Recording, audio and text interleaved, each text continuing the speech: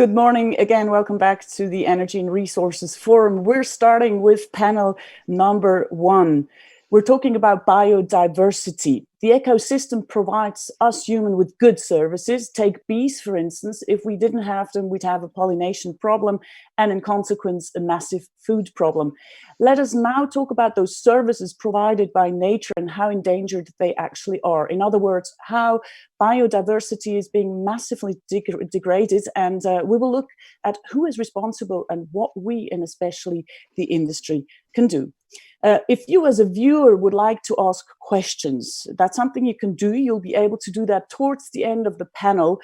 Go to forum.zeroemission.group, and there you'll find a chat box where you can put your questions right in, forum.zeroemission.group. And now let me briefly introduce the 3 experts I have on this topic. A warm welcome to Susanna Fieber. She is the she works at the Swiss Federal Office for the Environment, Traffic and Energy, and she will be showing us where the big biodiversity footprints in the Swiss industry are being created. Then we have Jean-Paul Tadak. He is an executive director at the WWF International with more than 30 years of experience in conservation, development, and management. He will tell us how bad the situation is according to the Living Planet report, and he will tell us what the WWF is proposing companies should do. And very welcome also Xavier Bengoa. He is a sustainability consultant at Quantis International. He has worked for many years in the agriculture and food industry, developing tools and standards. He knows what the industry needs and what their position is on those biodiversity issues. So how the panel is going to work is like this. The idea is that each and every one of you gets to have a short intro speech, and after the 3 intros, we will discuss.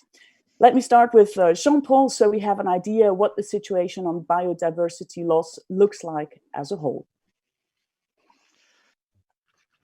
Thank you, Karen. Thank you very much. And thank you to the Zero Emissions Group at EPFL for this wonderful initiative. Very happy to be here to talk about nature and biodiversity. And let me perhaps ask to start the slides. And let me start with the obvious, which is that nature and biodiversity bind humanity together. Our planet and the natural resources and ecosystem provide all of us life. They are our safety net, our life support system, and we are safer with a thriving nature and biodiversity. Without it, we will collapse if we abuse it, if we misuse nature. Nature is home to biodiversity. Nature offers us food, medicine, shelter, clean air, and water, healthy soils, and nature also inspires us.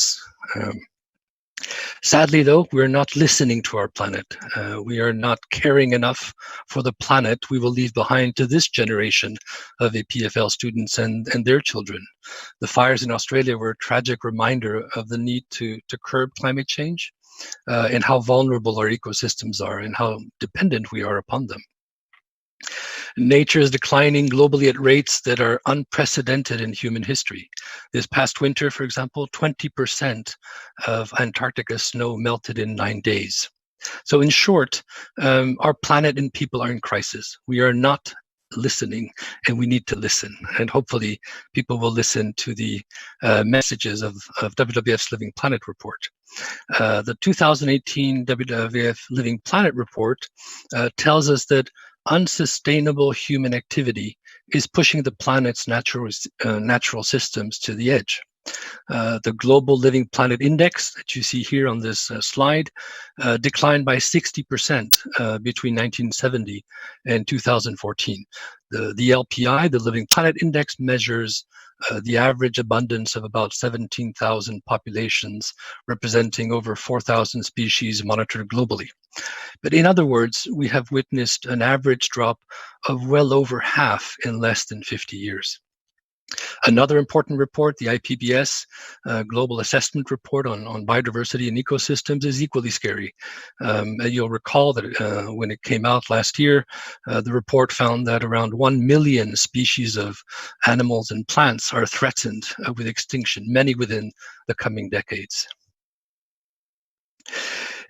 Species decline is significant. The LPR 2018 shows that we've witnessed a 58% drop in global vertebrate species, 38 and 36% for terrestrial and marine species, and of particular concern, freshwater species suffering a decline of over 83%.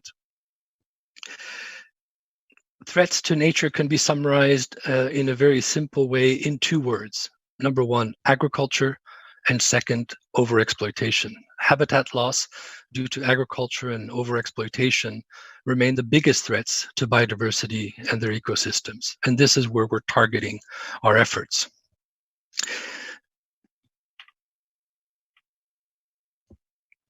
In short, we have one planet, but we consume the natural resources equivalent to 1.5 planets.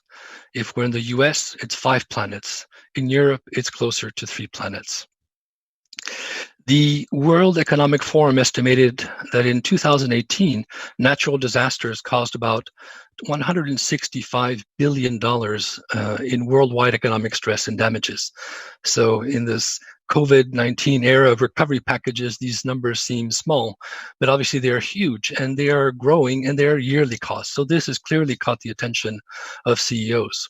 As you can see in this slide, for the first time, the global risks perception surveys, environmental concerns dominate the top long-term risks by likelihood. 5 of the top 7 risks that have been identified are related to the environment: climate action failure, biodiversity loss, extreme weather, natural disasters, human-made environmental disasters. And again, these are WEF members who are assessing these risks. This is not assessment made by environmentalists, academics, or NGOs. So there is an important change, culture change happening, and that's very positive. Scientific consensus is building around risks to business from the loss of and degradation of nature, or what we call nature-related risks. These risks are not adequately addressed by businesses, we feel, and to be addressed, they need to be considered together with climate-related risks. The two are inextricably interlinked because climate change drives change in nature, and change in nature drives climate change. In 2019, WWF published a report which presented the framework that you have in the slide. And this framework related to nature-related risks. The framework which combines 2 ideas. The first is how businesses and the economy both impact and depend on nature. And the second is that nature-related risk arises from not just the change to impacts and dependencies on nature, leading to a threat, but also from business exposures and vulnerability.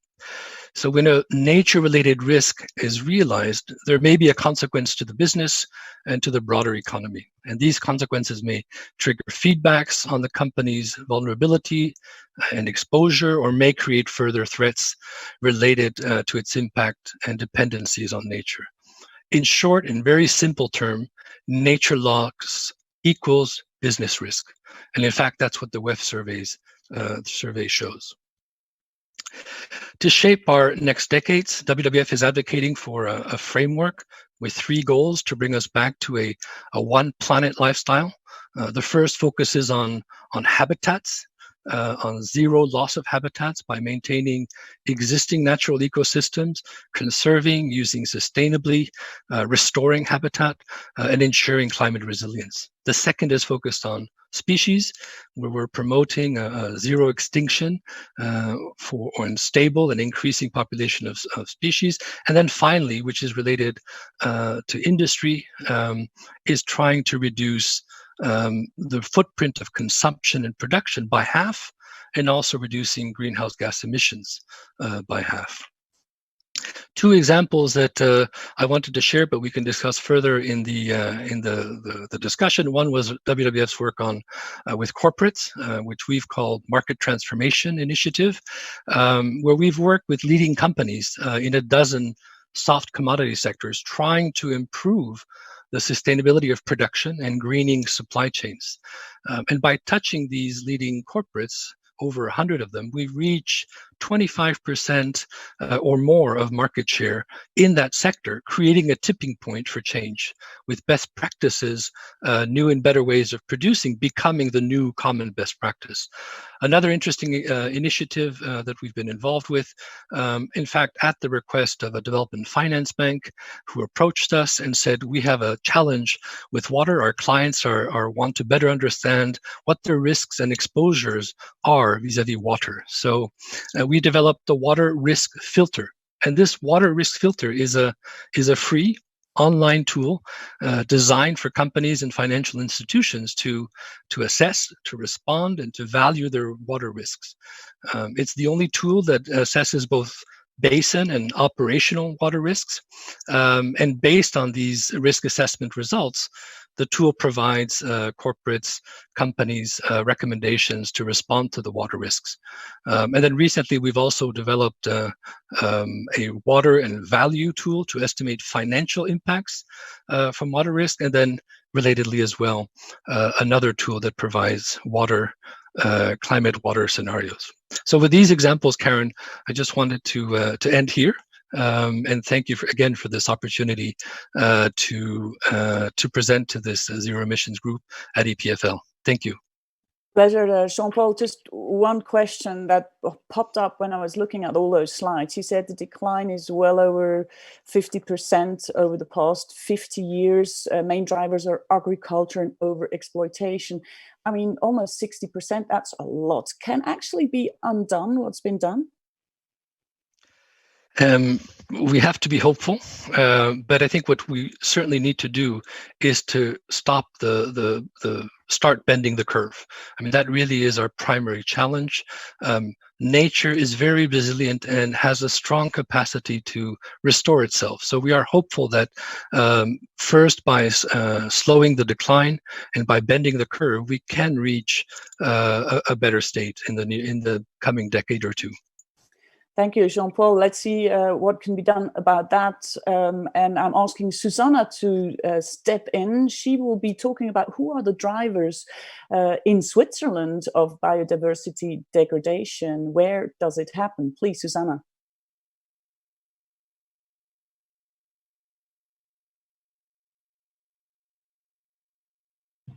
Sorry. Thank you very much, Karin, for this short introduction. I just realized that I lost the link for my slides. I'm sorry for that, but give me just 1 second so that I can manage the slides again. I guess you now see, yes, you have like the first one. Thank you very much. I want to introduce myself shortly. I've been working at the Federal Office for the Environment in the Economics and Innovation Division since 2016. And our division is the Foren's Competence Center for Resource Economics, and we provide information on the state of the environment to policymakers and the public. I myself am active in the area of cooperation and dialogue with the business community. And today I would like to show you how Swiss consumption and production influence biodiversity at home and abroad. And I would like to explain which approaches exist and why it is so important from an environmental point of view to sensitize companies to the issue of supply chains.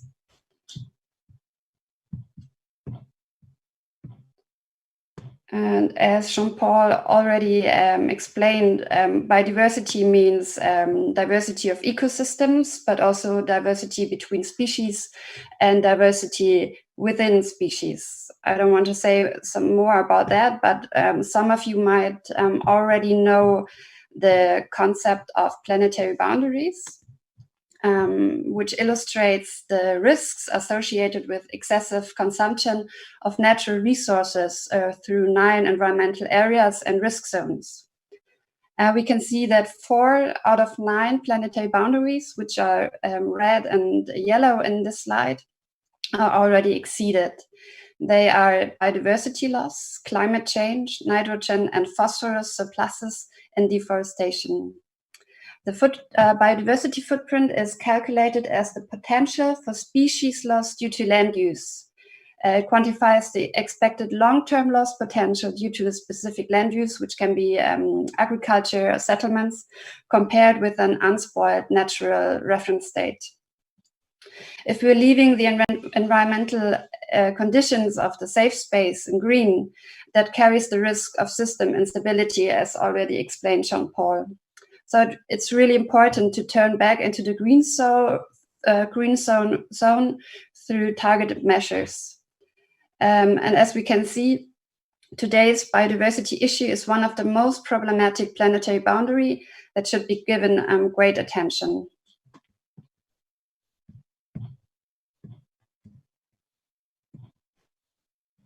Okay, so I was one slide behind. I'm sorry for that.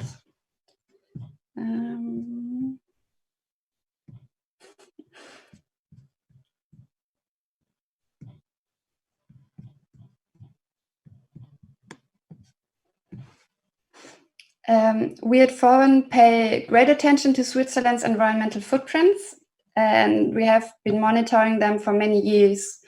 This naturally includes the biodiversity footprint. And on this slide, you can see the pressure of Swiss consumption on biodiversity, and that it has increased by around 14%. As we have already seen on the previous slide, the biodiversity footprint is in a red zone. In other words, it is in an area that describes a high risk of reaching tipping points that could lead to irreversible changes in the Earth system. And projections show that the safe operating space is exceeded by a factor of about 4.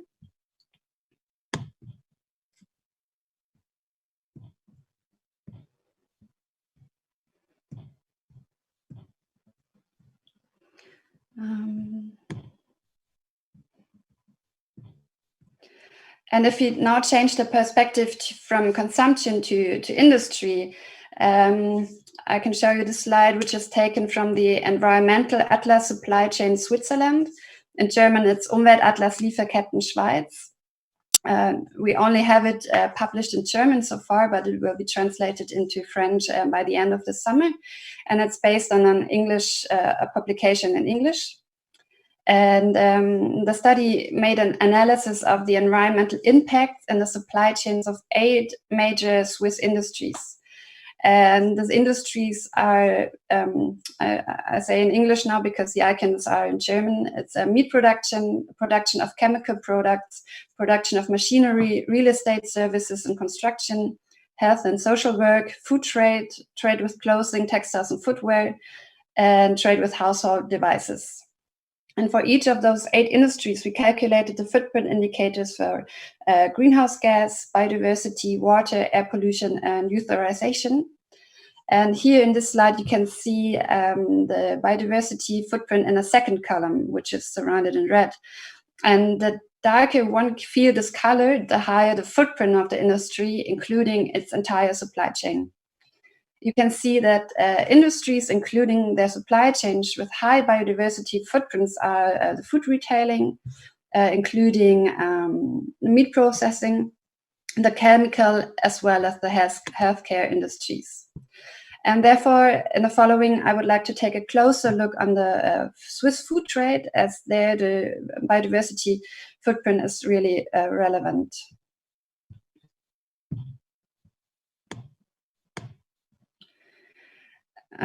This figure shows for each footprint on the x-axis at which stage of the value chain, which is on the top, on the y-axis, the environmental impacts occur. The supply chain stages are raw material extraction, upstream suppliers, direct suppliers, and the industry itself.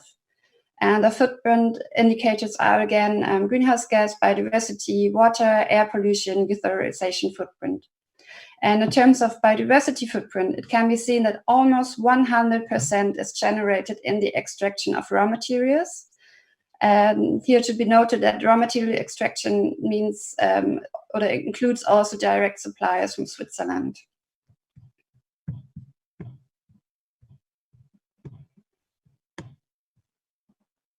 In this slide, you can see that the biodiversity footprint caused by the Swiss food trade is spread over many countries.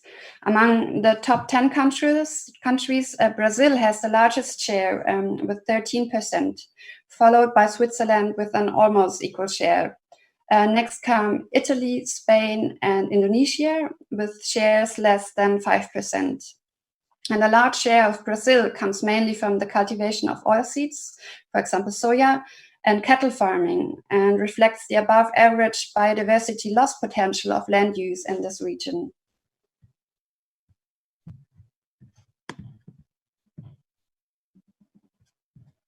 Let me just check if you see the slides I want to show you.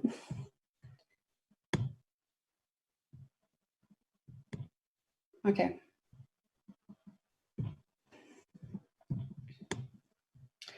And this is exactly what the problem looks like on the ground. And here you can see a cattle herd in the Amazon region.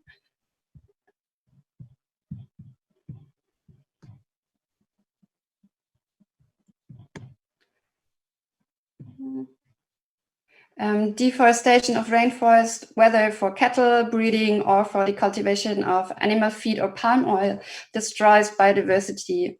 Instead of biodiverse rainforests, monocultures are often created and that are home to only a few species.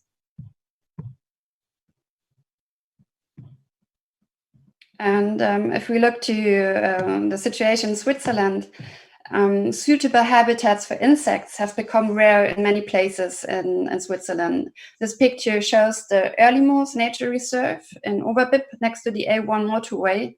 And you can see that it's surrounded by intensively used landscape.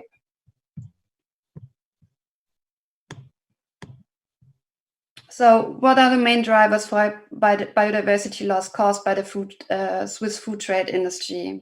This figure highlights which supplier industries, aggregated all over countries,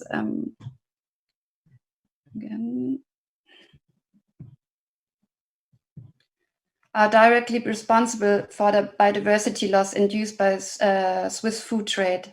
The most important industry is cattle and dairy farming, with a share of 40% in the total biodiversity loss footprint. The growing of cereals, oilseeds, and vegetables, fruit and nuts follow with shares between 12 and 18%. All other industries are also from agriculture, with the exception of forestry, which reflects the importance of packaging in the supply chain. Other industries, as well as supply chain stages apart from agriculture, are negligible. So let us now turn to the need of action. Karin, you said one of the most important questions in this session was that we want to assess how far the industry is from necessary transformative changes. And this chart shows the extent of the need for reduction in the Swiss food trade sector, and it pretty much looks the same for all other industries. The total length of the bars in this chart shows how relevant the individual footprints are, and the arrows show the need for reduction and where an environmentally compatible level would be approximately. And according to our calculations, the biodiversity footprint must be reduced by at least 88%. So, what can the Swiss industry do to protect biodiversity at home and abroad? We know that even if the majority of the biodiversity footprint is generated abroad, this does not mean that the biodiversity in Switzerland is doing very well. But environmental legislation or protection legislation in Switzerland is much better than in many other countries. So companies therefore should comply with environmental protection laws and take the Swiss Biodiversity Action Plan into account. And to protect biodiversity worldwide, companies must analyze their supply chains at home and abroad for biodiversity risks. Companies can find initial advice in our environmental atlas Supply Chain Switzerland, but the figures only represent the average for the industry. It is therefore essential that companies analyze their own supply chains, that they carry out hotspot analysis or have them carried out. And companies can work with their suppliers to analyze risk and to get problems under control.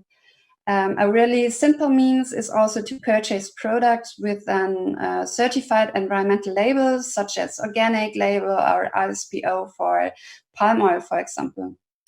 And a very, very important point is the avoidance of food waste, as 1/3 of all food produced is lost. It is very important that producers, consumers, trade and gastronomy really pull together and jointly avoid food waste along the entire value chain.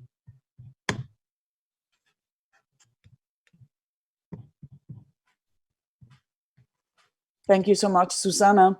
Yeah, and sorry for my, so I had some technical problems. That's what happens when you're live. It's all normal. Let me ask you just one question. I mean, not to be cynical, but we just saw on this one slide that one of the big footprints there happen in Brazil. Brazil is a country that is run, let's put it mildly, by a government that is not very much maybe inclined to look after sustainability.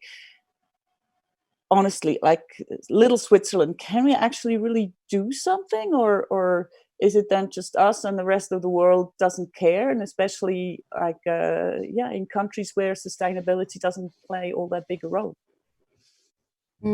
Yes, Switzerland is a small country, but we have a high level of consumption, and we source many products from abroad. So we have the responsibility to do our best. And I think many countries look at Switzerland or developed countries, what they do, and expect that they lead somehow the path. And I think we have a lot of experience with international coordination, and also a lot of knowledge, and we do a lot of research. So I think yes, we are small, but I think we have the ability to lead the way here. So we'd have some sort of a role model function. Yes, and also Switzerland is a big commodity trader platform. So also from this point of view, there lies a lot of responsibility here to really push standards forward. Thank you so much for now, Susanna. And let's move on to Xavier. Xavier, Jean-Paul said there is a cultural change going on. Companies start to realize, you work with the companies, you kind of see what their perspective is on biodiversity issues, and I'm really thrilled to hear about what's going on in the industry. Please. Thanks a lot, Karen, and thanks a lot, the Zero Emission Group, for inviting me here. Could you please launch the slide deck? Well, yes, wonderful. So 8 minutes for a very broad and complex topic. Thanks anyways for inviting me here and contributing to that conversation. I'm a sustainability consultant at Qantas. Qantas is a spin-off from EPFL. Well, actually now an SME with 130 people around the world. And what we do as a business is supporting corporates and non-corporates and engaging towards their sustainability path, transforming their systems, transforming their supply chains, transforming their operations by providing metrics, support, and know-how. So what I wanted to share with you today, let's see if that slide change. Well, yes, it does work. So to re-emphasize what Jean-Paul and Susanna already said, it's been widely documented and communicated over the last years that specific sectors in the industry have a major responsibility in greenhouse gas emissions, biodiversity loss, deforestation, soil degradation, all these major stakes, environmental stakes that are out there. And the IPCC report that 20% of global GHG emissions is related to agriculture and forestry. And this is one of the core areas that we are working on at Qantas, not the only one, but this is what I'm going to focus about. And the core question here is, once you know this, what can you do? How can you assess what is your responsibility as a company, as a corporate, in order to set proper targets and monitor your progress? So the concept of planetary boundaries was already introduced by Susanna. I'm not going to expand it, but just to emphasize, it's now known. It's known by the industry that we have exceeded these boundaries for a number of environmental concerns, including biodiversity loss. So there's no reason, there's no justification not to act.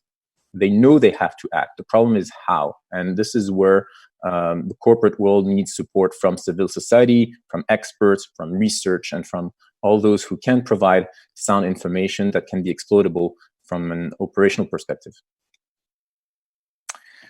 So what we do at Qantas is we try to translate the sustainability science that is brought to us by research and academics, by NGOs, by the civil society, and we translate it into metrics that the businesses can actually use to define the strategy, set their targets, monitor their progress, make commitments, and engage with their stakeholders.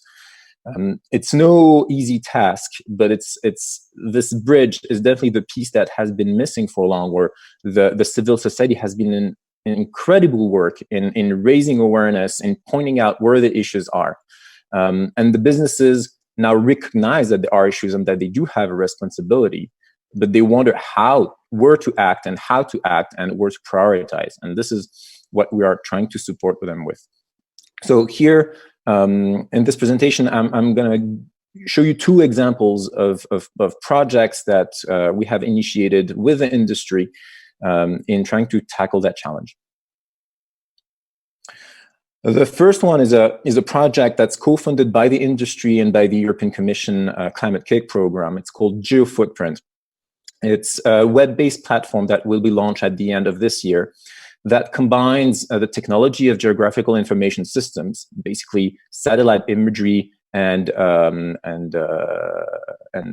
global models, and feeds that into the environmental footprinting framework that is a science that has been used for many years. And why to do that? It's because the spatial dimension, so the geographical dimension of the environmental footprint, especially when it relates to biodiversity, is extremely important. You cannot just generalize a problem. You need to look at site-specific characteristics, and this is why geographical information systems are really interesting. So what we do is we combine these two technologies into a single platform that will be open access and generate information on the environmental footprint from crops globally, and doing that at a resolution of 10 by 10 kilometers. Basically, we divide the world in pixels of 100 square kilometers, and for each of these pixels, for every crop, basically the 15 main crop commodities, we calculate a site-specific environmental footprint. So why do we do that, and how does it look like? Here's an example for oil palm in Southeast Asia. So this is Indonesia, Borneo, and Malaysia. The concept is the following.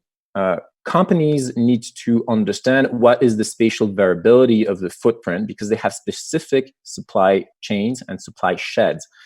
They know most often, and when they don't, they are trying to know where their core crop ingredients originate from. It's not always easy, but this is a side working stream that the corporate world is working on. It's this level of transparency.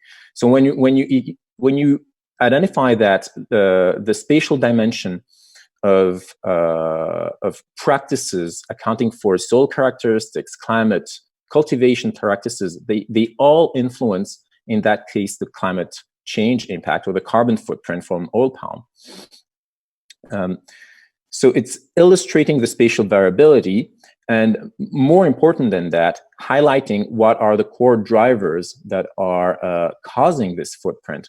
Here, it's been said several times by the different speakers.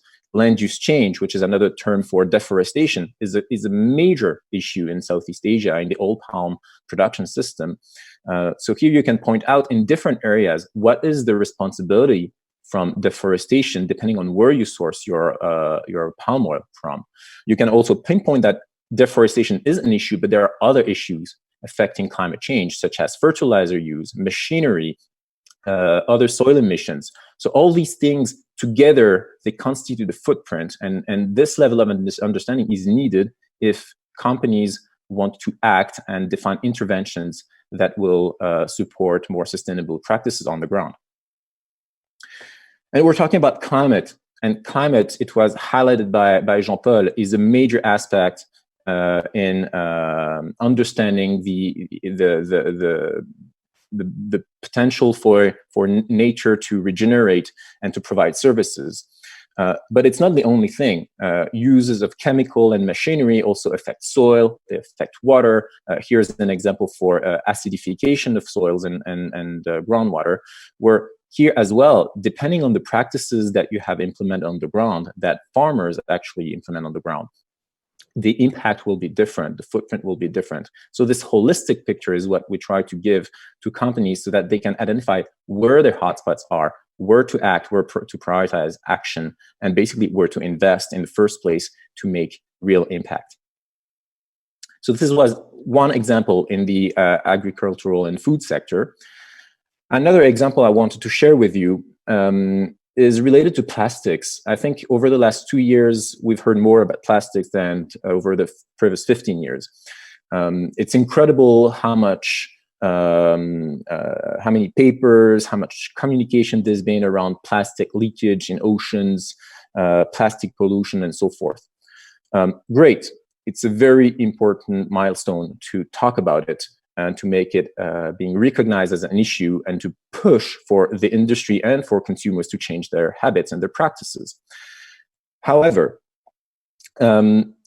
acknowledging that there's an issue is not enough to act. So what we have initiated, again, with a very broad group of corporates and non-corporates, NGOs are also involved in that effort, was develop a set of guidelines that is called the Plastic Leak Project Guidelines that translate, that provide metrics on where plastic leakage occurs and to what extent in the supply chain of a specific company. So it's about accounting for what happens in corporate businesses in terms of plastic leakage.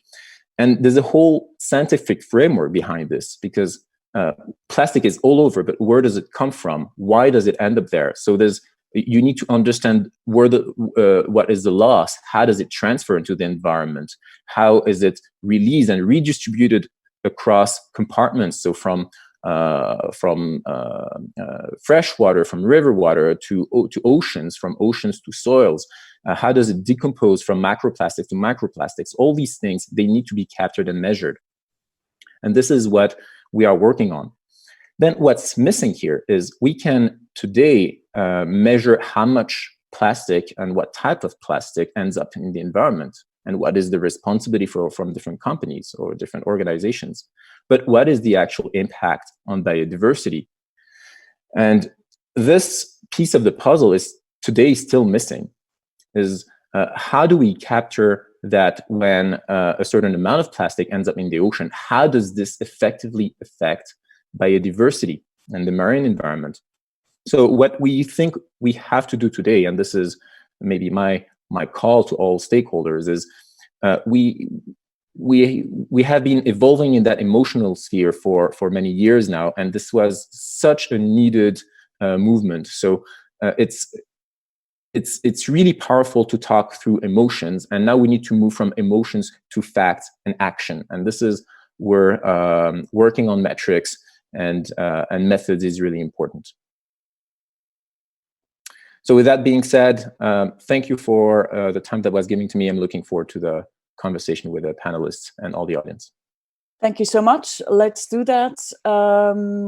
questions are already rolling in. I'll see if I just squeeze them in between or more towards the end. We'll see what's coming, and I'd love to start the discussion. Please, all of you, the three of you, you're invited to pick up the thread, whoever would like to.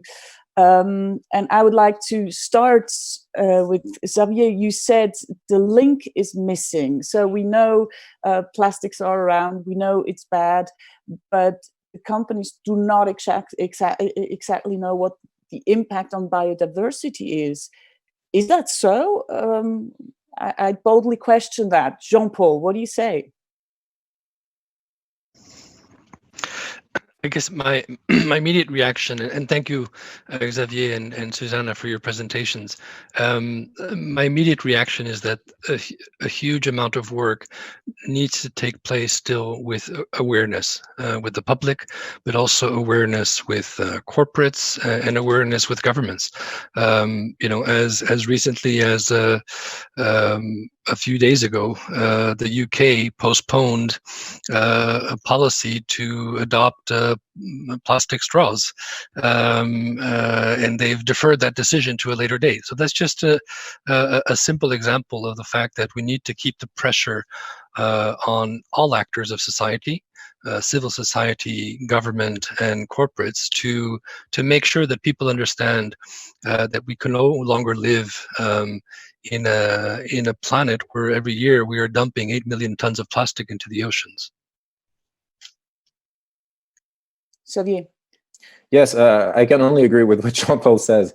More awareness raising is definitely needed. I would say with the pressure that has been put over the last 2 years, it's been extremely intense. The corporates today, they know they have to do something, and this is why now being able to know what is their responsibility as a company within that complex system with regards to plastic leakage is a key milestone.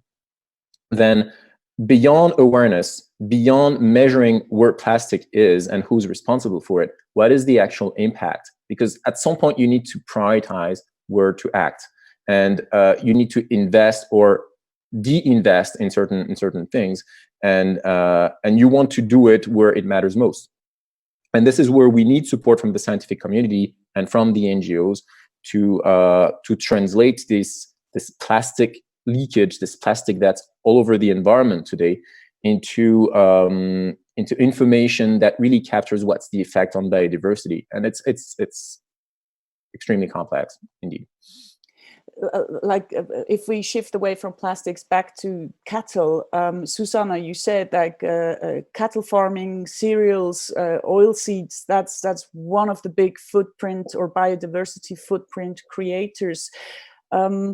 Why do you think companies, and you all say companies are aware, they're starting to realize, but they don't know exactly how big or where that missing link is. But I mean, how much does it also have to do, say you're a cattle farmer, you cannot just stop cattle farming. Like how big is the temptation to just keep going, because otherwise you'd have no business? I'd say so was the question for Susanna? Yeah, sure. I mean, any of you, but yes, Susanna, please. Okay. I think the temptation not to change anything is big, as long as there's no pressure or if there's no risk associated to it. And I think the situation in Switzerland and abroad is somehow similar, but also differs between the countries, because in countries where you have a higher biodiversity loss potential than in others, so you really have to analyze the supply chains, looking where the food crops come from, in order to really know what is in your supply chain, what impacts occur there.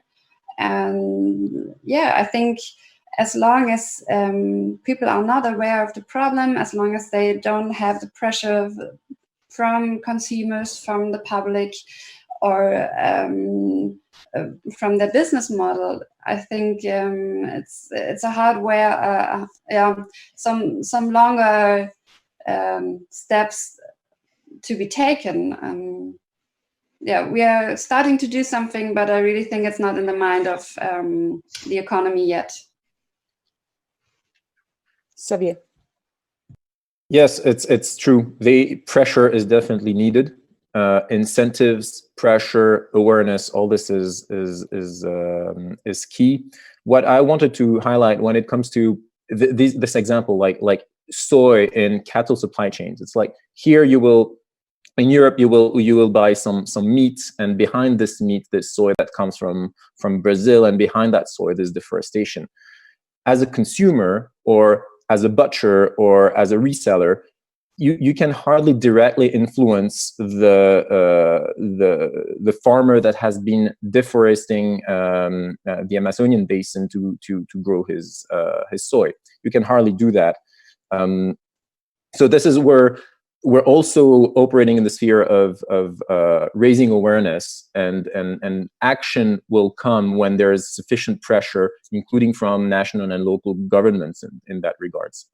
You were highlighting the situation in Brazil. It's kind of dramatic. Aaron, if I may jump in on Brazil specifically, I think that we are also present in Brazil and working with in the agricultural sector.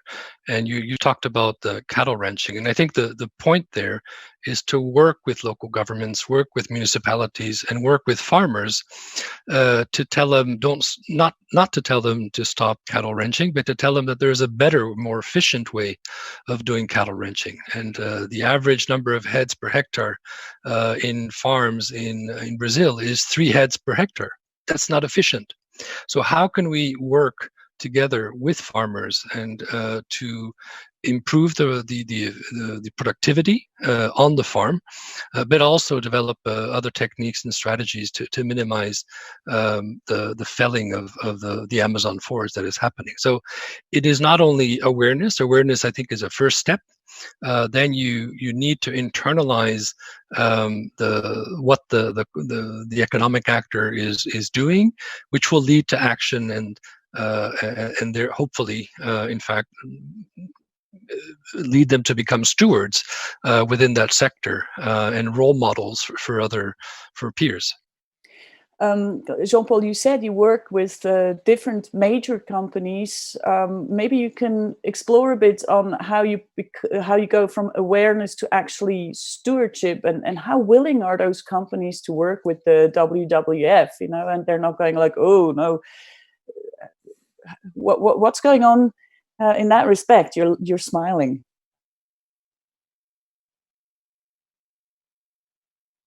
Companies are generally happy to work with WWF. I mean, maybe I can ask Louis or Carla to go to slide 13 of my presentation, just as a reminder of the theory of change that we have in terms of how we work with companies. And this is the so-called champagne glass, where our approach is, we are a relatively small company. We cannot touch all 7.8 billion consumers in the world, nor can we touch and influence all of the 1.5 billion producers. So our niche, we have targeted the 300 to 500 companies that are controlling 70% of the trade in each of the soft commodity sectors that we have identified, the ones that have the most impact on the planet's biodiversity, and they all largely come from agriculture.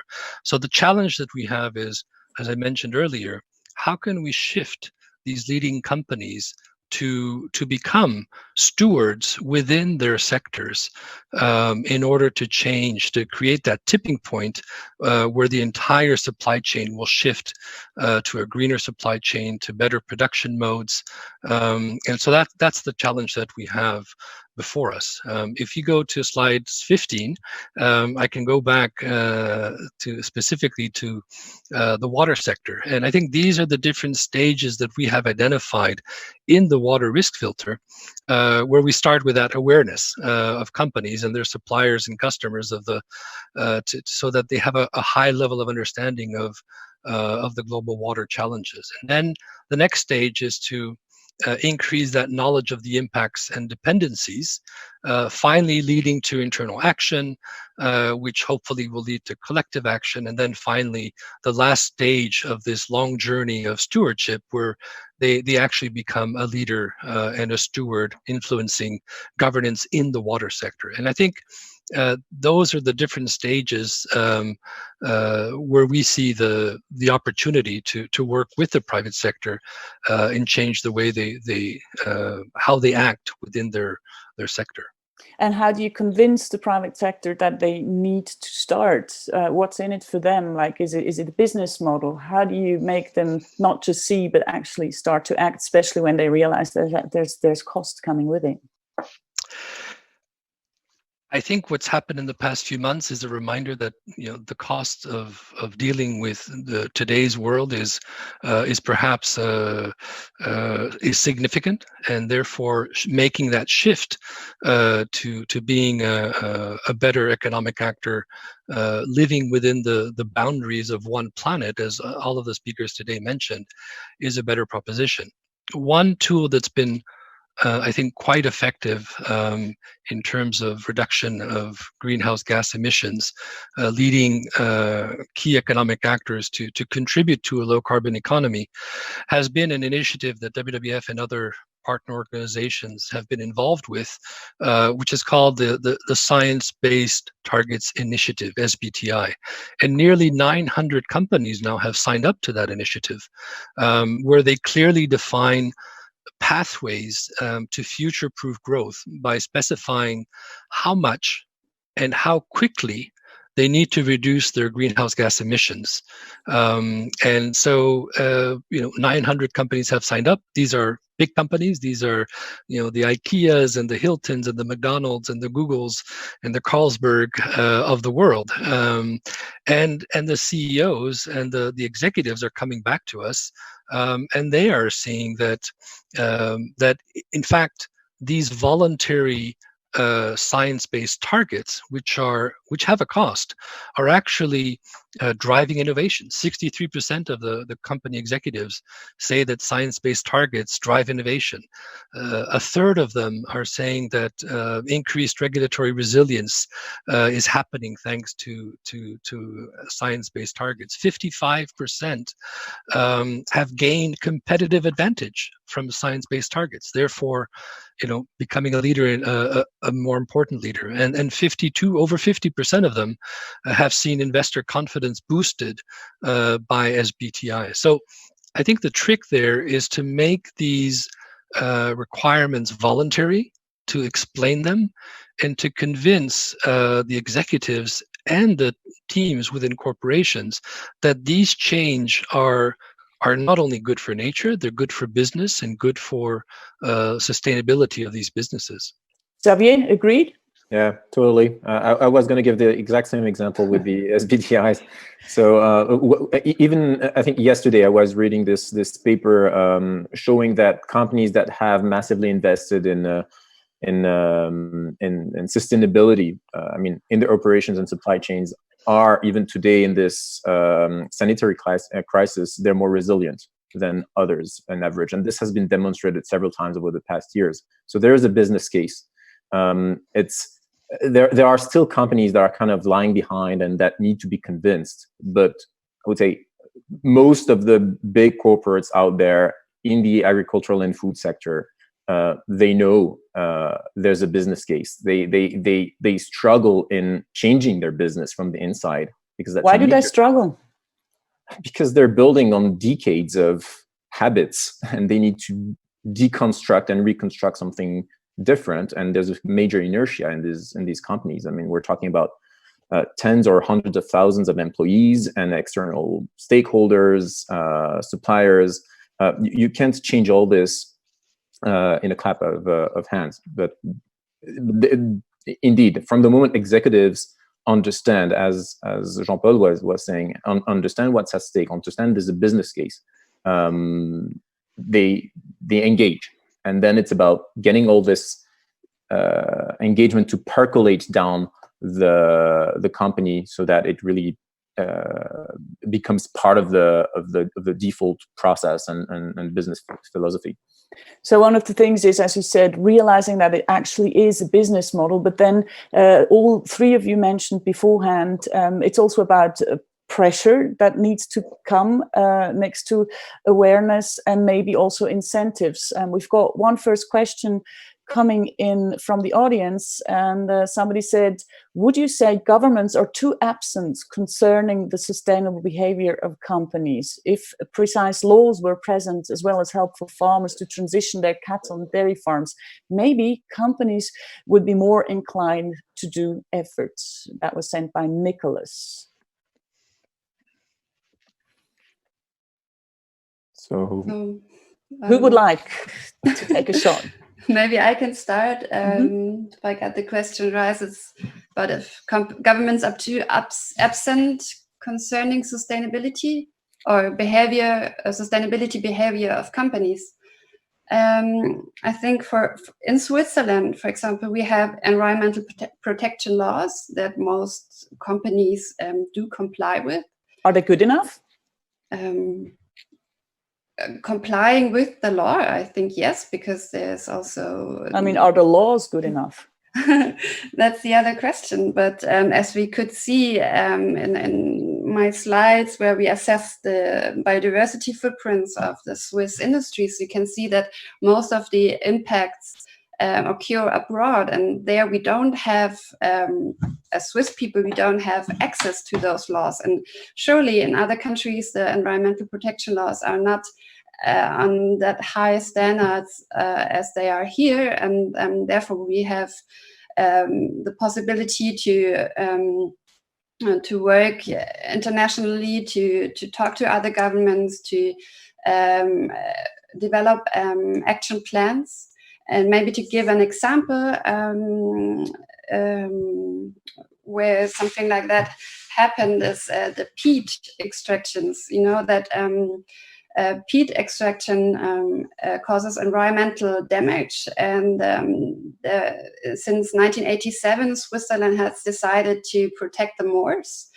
And peat was no longer extracted in Switzerland, so we protected the moors in Switzerland. But on the other hand, each year we import up to 500,000 cubic meters of peat from abroad, and we cannot impose our laws to other countries. But what we did is to start a multi-stakeholder initiative to talk to trade people, to really make them aware of the problem, and really try to cut down the peat imports. But also on the other hand, you have to do a lot of research on how you can replace peat. So there has to be done research and how how you can replace peat in the sector, so that companies still can sell their peat products, and also gardening plants. So it's not that easy. If you ban some product, you have really to look for alternatives and talk to all stakeholders in order to find solutions. Most of the time, if you don't have laws which you can just imply. So maybe we need to look at it from a broader view then. You said sort of local governments or countries are limited. Jean-Paul, you mentioned something in your presentation that it's important to create an ambitious worldwide framework. I mean, my worry is that, especially after the corona crisis, where entire countries have other worries, how big are the chances that actually the world community gets its act together for a strong convention on biodiversity goals? Thank you, Karen. And let me just touch very quickly on Nicolas' question about the role of government. And I think, I would flip this around. Nicolas was worried about government's absence. I worry about the government's excessive presence, in particularly with its banks. The governments today globally are subsidizing the fishing industry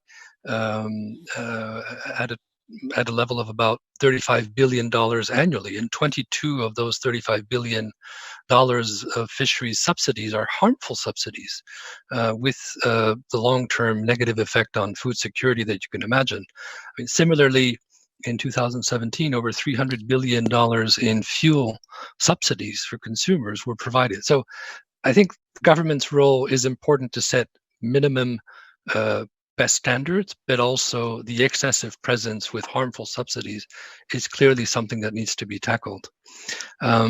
With respect to the current crisis and the climate deal, I mean, we must look at what has been recently announced by the EU. The Green New Deal is a very positive step forward.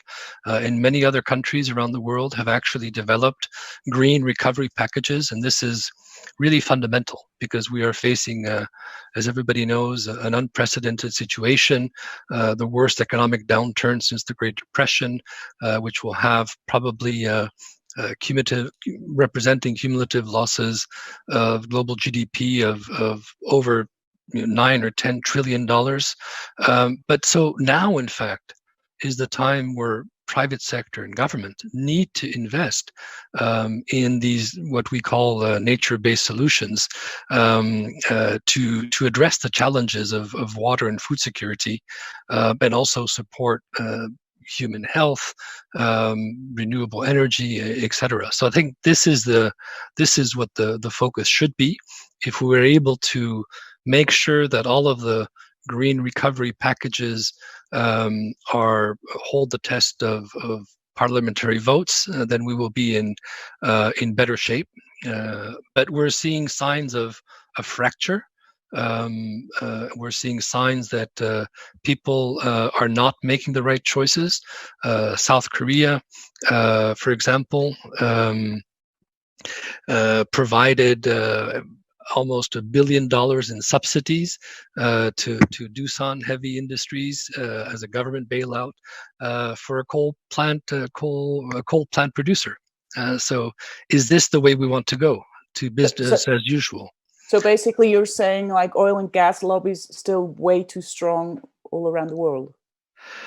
Well, what I'm saying is that providing massive subsidies or recover or rescue plans for fossil fuel industry may not be the best choice. In fact, we think it's better used in other renewable energy sectors. Xavier, any addition to? On the role of governments, not particularly. When it comes to the crisis, like Jean-Paul, I think it's actually an opportunity to rethink what kind of model we want to, or what kind of society we want to operate in. The risk today is to get that short-term pressure from the economy to say, okay, we want to go back to business as usual as quickly as we can. So there's a voice to be heard here that this form of business as usual is not necessarily what society needs, not necessarily what people want, and it's maybe a unique opportunity to rethink what business as usual should be. Could it maybe also be that it's actually happening because if we think about closed borders and everything, maybe people start to rethink the supply chains, like the farm is around the corner. I don't need to import it from Brazil or somewhere. I'll go to the next door farmer. I mean, especially in Switzerland, that's still possible, right, Susanna? Yeah. Or just want to say, yeah, indeed, people are rethinking how they eat. They're rethinking how they interact with others. They're rethinking how they travel or not travel, how they move around. So hopefully this will also trigger some willingness to change daily habits. How optimistic are you? Maybe the question to the three of you is COVID-19 going to be for the better or for the worse of what's going to come in regard of biodiversity? That's a tough one. I'm an ever optimistic, so it will eventually turn out better. Susanna? I try to be optimistic, and I really think it's not. I cannot see really how in which direction we are going, because I think it's a broad decision of the whole society whether we decide that we want to invest in a sustainable future, or if we want to invest in the status quo and just go on doing like we did before. And I cannot really see that decision is already taken, but what I see is in social media and people I talk to really debating on now so much money is given to deal with the crisis, and now let's just take the opportunity to really think about where this money should go to and what kind of technologies, industries, change we want to finance with all that money. So I think, there's a big chance to get the best out of this situation and to make society future fit. Jean-Paul, how optimistic are you that COVID-19 also does some good? I think the one good it has done is it has raised awareness about the dangers of illegal wildlife trade to start. Illegal wildlife trade was a huge business representing billions of dollars a year of trade damaging and threatening endangered species. So I think that for one, the silver lining in this crisis, in this pandemic, is that we need to respect biodiversity. We need to respect habitats. That's the first thing. I think it has slowed momentum to try and find solutions. Many of the international environmental negotiations have been pushed back. So that leaves open measures that are not necessarily the wisest, such as these subsidies for the fossil fuel industries. But at the same time, I'm also hopeful, like Xavier, and think that it'll certainly push the better companies, the leading companies, whether small or big or medium, to push innovation, to say, how can we do things better? How can we? There's a digitalization session panel today. How can the digital industry bring its solutions? So I think I'm hopeful in that sense that we will see things in the coming year that we hadn't really thought about, and which will become the new norm. I just picked up the one point you mentioned, the closing down of wild animal markets. There's another question that's coming sort of related to that. Hari Tulsidas asks, how connected are zoonotic diseases to biodiversity loss? Any knowledge on that, maybe? I don't know. There's an interesting paper that's come out recently on the loss of habitats and pandemics, and I think if EPFL Zero Emissions Groups connects me to Hari Tulsidas, I'll be happy to share that reference.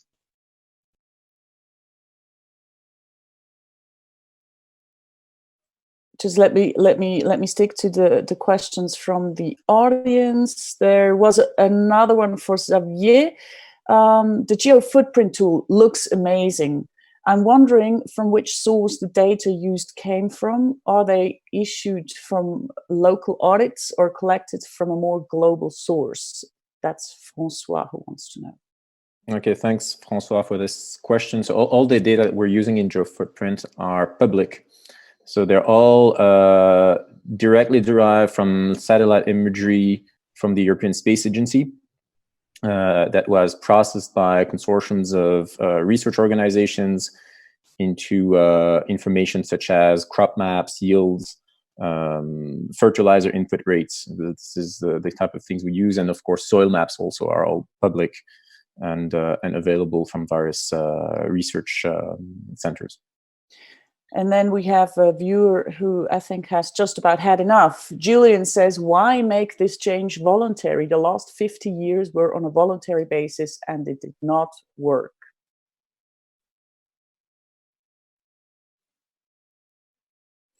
That's a good question. I guess we probably need a good balance of both. I mean, I think it comes back to, sometimes we think things are voluntary, but they're not really, because we're tied to a system that's much more complex than we think.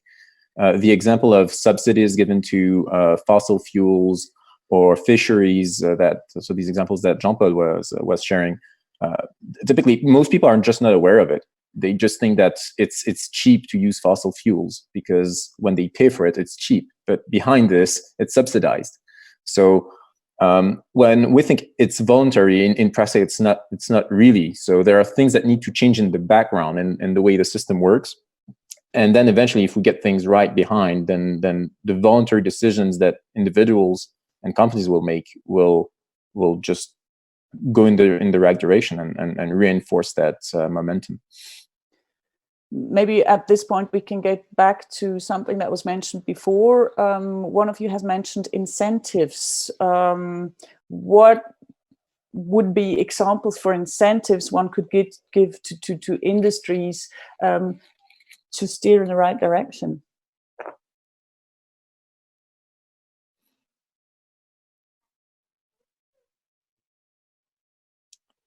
Jean-Paul, anything that comes to mind? Well, not subsidies to start. That's the first thing. But I do think the dialogue with all of the key actors is important. So the fora such as the World Economic Forum and such are places where government and private sector can interact, and where NGOs are also invited and could put pressure. So I think it is that dynamic of where we can put best practices within the framework of one planet framework where we can find solutions together. I don't think it's any one of the actors that's going to make the difference. I think it's going to be that combination of coming out of a constructive discussion with government, with businesses, with civil society, with academia, to come up with what is best for this planet. And many of the solutions are there. The question is, how can we trigger that incentive? And there you have to rely on enlightened leadership. There are many corporates who have had very thoughtful leadership. I can think of one, for example, Unilever. Paul Polman was a very much one of the most recent sustainability leaders of his company. And we need more of these, and we need to celebrate those successes and also share those good practices so that others can move in the right direction. Not to end on a negative note, but coming back to the idea of pressure that was mentioned as well several times. Is it civil society who has to apply pressure? Who's got to apply pressure? How does it work? Civil society, public, media. When we know what the right solution is, we can't afford to continue living with pandemics forever if we want to leave future generations a healthy planet. So we must continue to put the pressure on, and the pressure comes from all sectors. If you have enlightened corporates, they should also put pressure on their peers. Xavier? Yeah, I think on that last point, this is something really important. It's not necessarily really clear for everybody how interlinked corporates are. And especially when you look at agricultural supply chains or the food systems, you have a series of stakeholders that are involved between the farm and the final product that you buy at the store. And therefore, when you have that enlightened leadership in one of the key actors of that complex chain, then there is that capacity to influence those that come upstream, those that come downstream, define criteria, work together, and it's a lot about. It's not so much about pressure; it's more about dialogue and understanding and sharing knowledge. And once people understand, people do act. Or maybe create, or maybe choose the business partners according to their willingness to be sustainable.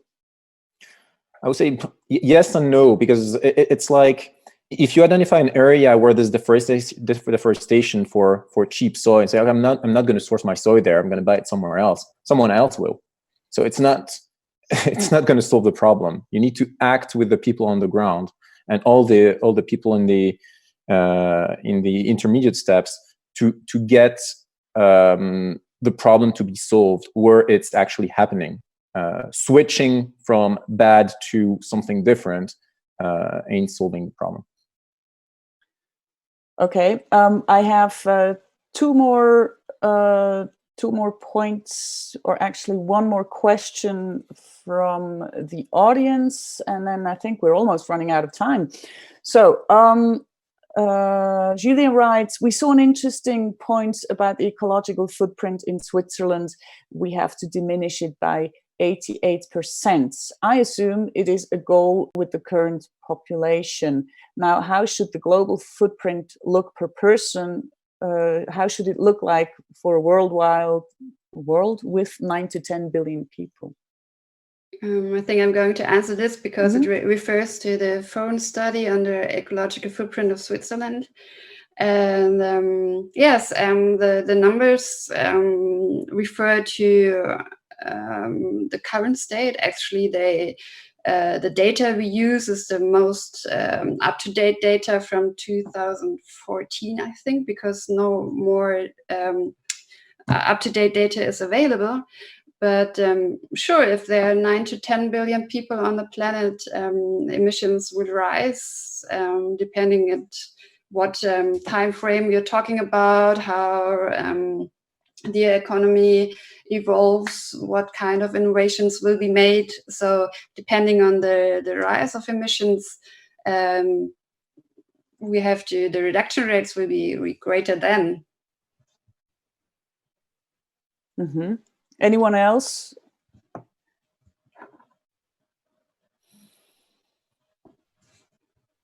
All right, it's quiet. That's good.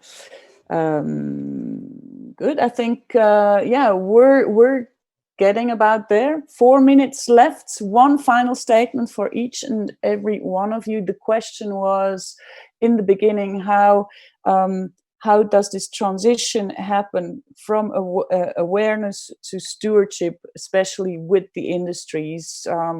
We've talked about this, I know, within us the last half hour, but if you had the possibility to just give one punchline out there to the industries, what's to be done next? Who would like to start?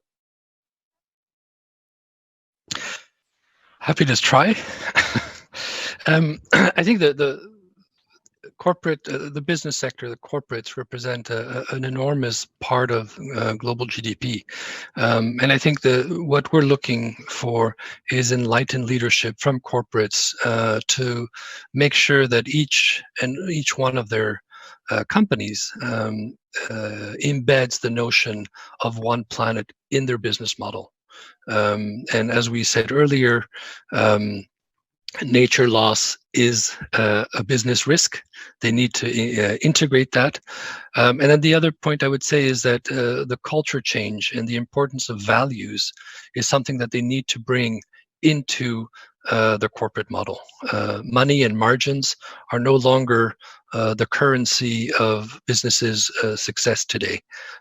Bring your family values to the company. Susanna.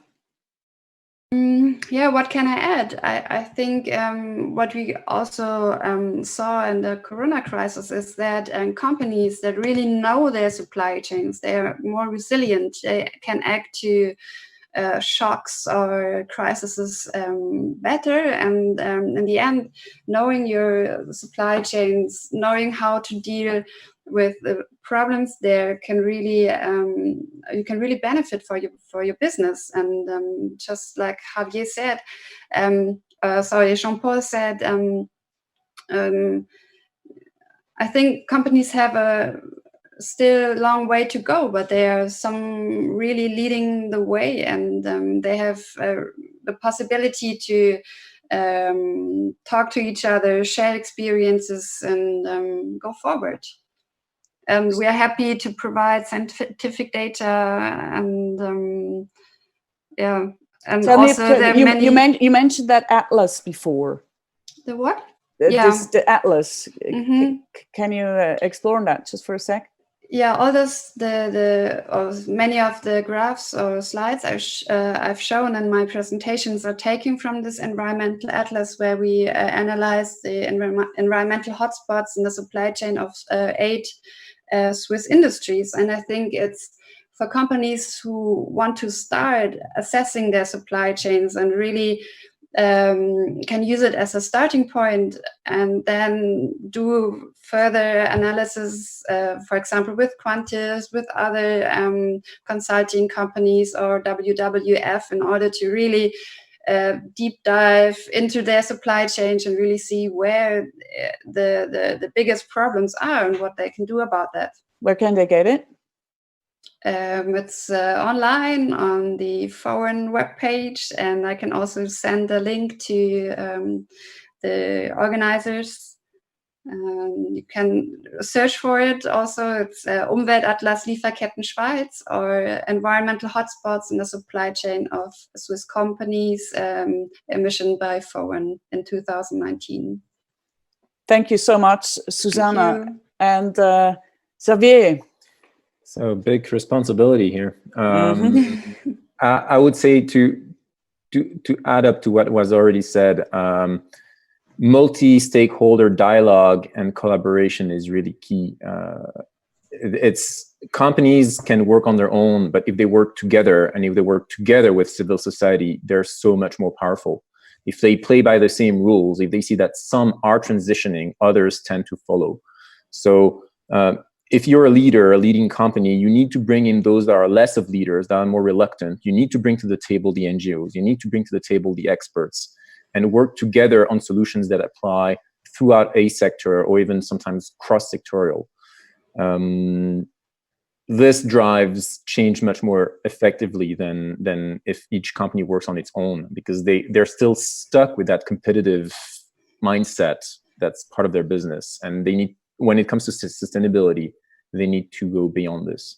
And also, to reemphasize what Jean-Paul was saying, bring some of your family values in here. That comes with responsibility, I guess. If anyone knows that if they do something that will harm their children, like their actual children, they won't do it. They will change the way they do things. So bring that mindset of responsibility towards the next generation into the corporate world. Yeah. I'm getting goosebumps, and I mean it. Thank you so much, Xavier, Susanna, and Jean-Paul. So it's work together, lead by example, and in fact, it is a business model. Thank you to the three of you. The three of you are now off to the networking sessions. Viewers who have signed up for the network sessions will be able to meet you directly in just a moment, and you can ask further questions there. Thank you so much. Thank you. Thank you, Karen. Thank you. Thank you to the Zero Emissions Group. Bye.